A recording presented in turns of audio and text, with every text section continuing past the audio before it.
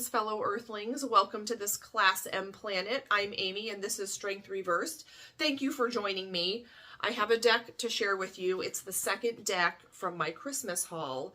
The first deck was the Fablemaker's, and you can see that walkthrough. But this one I was very excited for. It was on my wish list. Can you guess? It is the Star Trek The Next Generation Tarot Deck and Guidebook. Little known fact, I am a Trekkie. Only the Next Generation, though. I didn't really get into any of the other Deep Space Nines or, you know, the original Kirk or Picard. Picard. There's no question about that. But I want to share this deck with you. Does it live up to the hype? Stay tuned. This is the second deck that I have that is a pop culture deck. I do have the Golden Girls Tarot, and that tarot I thought was very well done. All 78 cards has a memorable character or a memorable scene from the show, and I really like that one. This one, what's here I really like, but there are some things that I feel like could have made it spectacular.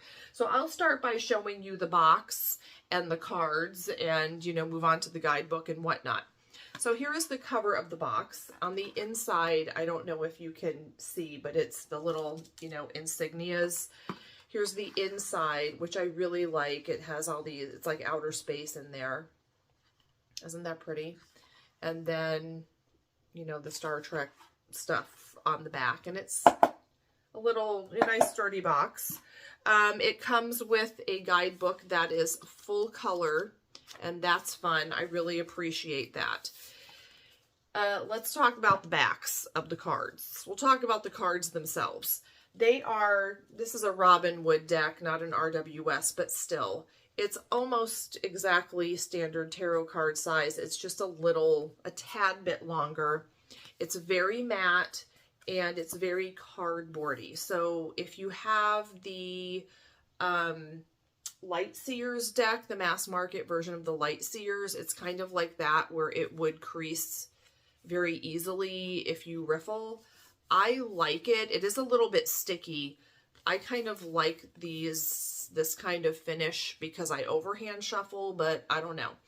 The back, I like almost. I do like the design because it's simple and it goes with the theme, and that's something I look for.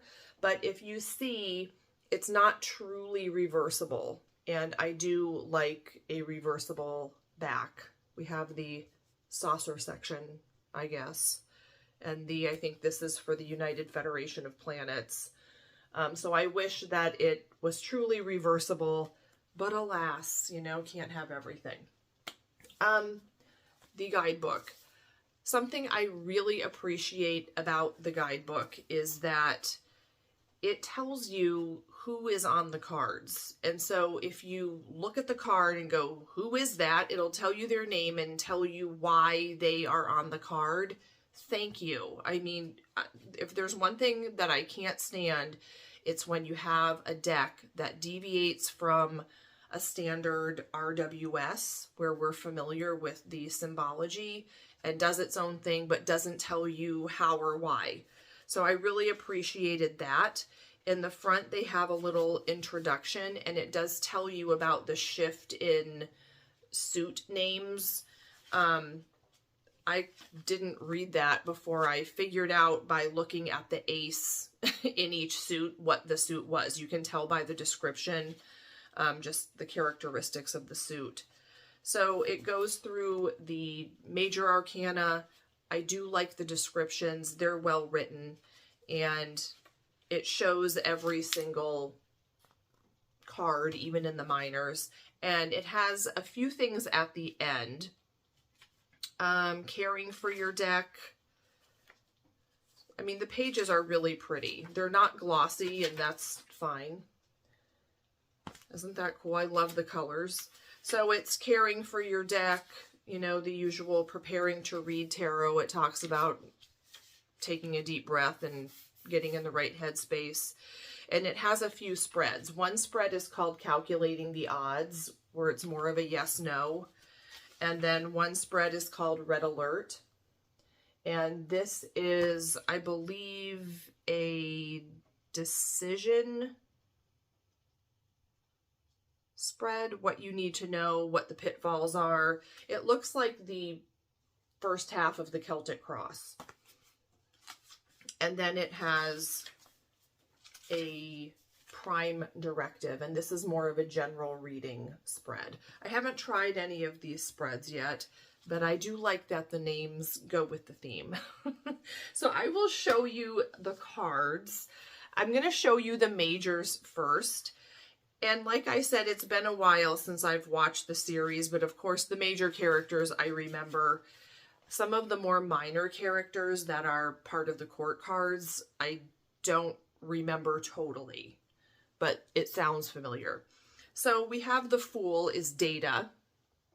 And I think this is a perfect fool because Data approaches everything with this childlike wonder. He wants to learn everything. He wants to try everything. And he doesn't get, of course, he has no emotions, but he doesn't let his emotions get too involved. He doesn't really feel fear. He's willing to walk off that cliff. And I appreciate that about him. Geordie LaForge, who's the engineer, is the magician, and he's the one who has to fix the ship. He has all the tools. He knows how things work. They always, you know, look to him to hack something, MacGyver something, so they can, you know, go to Warp 10. Deanna Troi, the ship's counselor, is the High Priestess, which I think is perfect. She's intuitive because she is from Beta Z. She's a Betazoid. So she's telepathic. Now, first, I did not get Dr. Beverly Crusher. I didn't understand her choice as the Empress. But as I read this description of her, it did talk about how she has to care for everyone on the ship. And she has to make sure everyone is healthy. And, you know, she's the caretaker. She's the nurturer. So I got it. The Emperor is Commander Riker. And I thought, okay, why not Captain Picard as the Emperor? And it makes sense that he has to be the one to discipline people, to keep people in line. He's sort of in charge. He's like the dad. Now, I could not have told you this woman's name. It's Alina Nechayev. Anyway, she's the big boss. She's Picard's boss from the, you know, Federation. And she's the one who's very concerned about the Prime Directive and how things are supposed to be done and make sure everyone's following that. So I did appreciate that. She's an admiral. And then we have the lovers. Of course, we have the O'Briens, Miles and Keiko, who I think met on the Enterprise and fell in love and got married there. And we watched them have kids and stuff, I think. The Enterprise itself is the chariot cruising through space. I love that. Okay, now, my favorite character in all of the Next Generation is Worf. I love Worf, and he is the strength card. I really like him as strength because he has to temper his temper, and he has to kind of tame that beast and learn to do things in more gentle, learn to communicate with people in, you know, not so direct and aggressive ways. And he's very hard on himself, and he has to learn to be kind to himself. The Hermit is Noonan Soong, who is the guy who invented Data. So he's Data's dad, basically. And he was a hermit. He lived all alone by himself, and that's why he built Data and the other androids. And that did work against him. So there is a shadow element to this. We have Guinan as the Wheel of Fortune. And I didn't understand that either, but when I read the description, it made sense. So she's the one, she's lived for hundreds of years. she's really old. And she's the one who people come to with their problems, and she sort of puts things in perspective for them and reminds them that this too will pass, and it's not always going to be like that, and it's not always going to seem so overwhelming. Justice is Captain Picard. So he's the one who keeps people in line, I guess, and makes the decisions, and he a lot of times has to deal with conflict within himself. He always strives to uncover the truth, it says. The Hanged Man is, if you remember, Reginald Barclay, he had social anxiety and probably general anxiety, and they weren't very, I would think that hundreds of years from now, they would people would learn how to manage anxiety a little better, hopefully. But people were compassionate with him, but he was always very hung up, like the Hanged Man. He didn't have a lot of faith in himself, and he had a trouble making decisions. So I thought he was a good Hanged Man. Now, this might be controversial, but the Death card, I'm disappointed in. I like the Death card to be dramatic, and I'm a Scorpio, okay? And the Death card is Natasha Yar. Now, like I said, I love Worf, and so when Natasha Yar left, I was like, bye. Okay, she died on a mission, and it was a whole thing, and I didn't really get it. And when I read the guidebook, I got it. It's another one of those cards where even after her death, her story didn't really end. She kept kind of coming back, and she really affected the crew, and for the better, I think. So her memory sort of transformed her into something else. Like I said, though, I like Worf. Because Worf, when she died, Worf was promoted to her position, and he had kind of an issue with that. Temperance, I love, is Mr. Spock. Mr. Spock, remember, is half Vulcan and half human, so he really had to learn to temper his human emotions, because Vulcans are not supposed to be emotional. And so he had to balance that, balance his emotions and his logic. This was very clever. The devil is Lore. And if you remember, Lore was Data's kind of evil twin. He was the other android that Dr. Soong created, and Lore kind of went awry. I think Lore had emotions or feelings or something, but he always tricked Data and would always promise him things, and was just kind of a crappy brother. And if you felt bad for Data, even though Data couldn't really feel emotions, he did want to experience every aspect of human existence, which was, part of that was having a family. And so Data always kind of kept giving Lore more chances, and Lore would not be nice. The tower is the Borg. Well, it's Hugh of Borg, and I guess Hugh of Borg visited the Enterprise or something and had second thoughts about being a Borg because he saw some other way to live. That's what it says in the guidebook. I don't remember that specifically, but I do remember any encounter with the Borg was felt catastrophic, like one of those tower moments.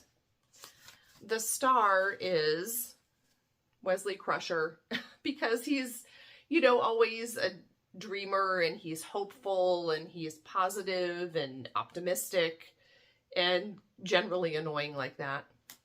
The moon is Ro Laren. I remember her definitely, but I don't remember her storyline. But she was, I guess, she was Bajoran, and there was something about the Cardassians, not the Kardashians, okay, the Cardassians, that she had some conflict and had to decide whether to, like, do bad things or, you know, do her job. There was deception. This card I loved. Luoxana Troy, who is Deanna Troy, the counselor, her mother. She's also telepathic and empathic. And whenever she came on board, people would brace themselves because she had this huge energy, huge personality. She really embraced life, but also she was a lot, and people found her difficult to take a lot of her. You could get sunburned, okay, very easily. Judgment is Q. If you remember, Q put humanity on trial because they were dumb, or so he thought, but they passed the test. Q was also stripped of his powers by the Q, the other Qs, and I think temporarily. And then the world is literally the world. So the whole Milky Way, it's everything. You've traveled the world. It's come full circle. That is the major arcana. I am happy with most of those cards. It's very weird that there are people or humanoids in all of the cards and not much else. So there might be a little bit of like the holodeck background, or, you know, some Forbidding Planet kind of background, but there's not much besides the people. They're the main event, and I think that's unique. But if you're a fan of the show and you've watched it, I got it, and I kind of liked the majors. The minors is where it went off the rails for me. So there are 4 suits. They're all called something different than what we would expect. So they did change the names, and I like that because I would like them to keep with the theme. However, the colors don't really go with what I feel like that element is. So here's what they do. They started with King and then went King, Queen, Knight, Page, and then Ace through 10. So that's how the deck was set up initially. Now, it does say in the guidebook for each of the court cards who they are, and I really appreciate that. Some of them are more minor characters, and I don't remember them specifically, but if I rewatched the series, it would click. And I'm interested to see if associating these characters with the court cards, you know, we all have that court card issue. Sometimes they make sense, and sometimes you feel like a newbie. You feel like an ensign all over again, whereas before you felt like you were the captain of the court cards. Okay, so before I read the intro, I thought, what is Cloaks? Is Cloaks Pentacles because it's green? That's what I thought it would be because of the color theme here. But Cloaks is not Pentacles, it is Wands, because it talked about enthusiasm and passion and things like that. And each of the 4 suits is associated with one humanoid race, and this one is the Romulans, because they cloak their ships, if you remember. I'm not going to go through who each of these people are. This one is someone who Natasha Yar Natasha Yar is her mother. I think her name starts with an S or something. So anyway, this is the Wands version, and it's all about Romulans. Here's what I didn't like. It's a pip deck. And I was really mad at that because I feel like there are 7 seasons. There are so many really memorable and iconic scenes in this show that they could have easily found something to put on each of these cards. And instead, okay, here's the ace with the Romulan ship that's going to cloak. And then it's just like 2 ships, 3 ships, 4 ships. You get it. The only cool thing it does is that the planet is more eclipsed with every card. And that's wands. Okay, I don't get a wands vibe from this because I really connect with color more than, for example, astrology, color and numerology probably I connect with the most. And so this color threw me off. The next one is Latinum, which are the Ferengis.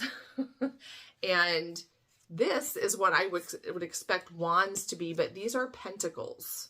And it will make sense. Latinum is that basically the Ferengi gold, which they were always after. Ferengis are known for being very greedy. And of course, these people, you know, were in the show. I'm not sure. This was probably the biggest disappointment of the suit because it's just, you know, here's 9, here's 10. I mean, every card is the same. It just has a different number of bars of Latinum. And I feel like it just could have been so much more. The next suit is the suit of Batleths. And these are the Klingons. And this is the suit of swords, which I think is great for a Klingon. Again, not a very swordsy color for me. For me, swords is like a dark blue, a silver. It's, you know, air. It's the suit of air. And these people, I remember these 2 Klingons somehow, the king and queen. The knight is Kalar, who was Worf's baby mama. And then the page is Alexander, who is Worf and Kalar. Kalar, I believe is her name, their son. So I think that's really cute. I like that. And the Batleths are a Klingon weapon. And there's just 1 of them, 2 of them, or 10 of them, depending on which card it is. I don't know how I would ever read with that. It just doesn't inspire much. And then the suit of cups, which is blue, thankfully. And these are starships. So these are just various Federation members. The page is Lal, who is Data's daughter. I don't know if you remember that Data built an android who is his daughter, and he was forced to turn her off, like turn off the power to her. So he, yeah, that was a gut-wrenching. And it's just a bunch of starships. This is pretty, very pretty, but they all have, I mean, they're all even in the same position on the card. So it just all looks very much the same. I mean, if you have an 8, you're just gonna have to count starships. So I'm disappointed that they didn't pick some iconic scenes and go with that. But overall, I think it's a beautiful deck.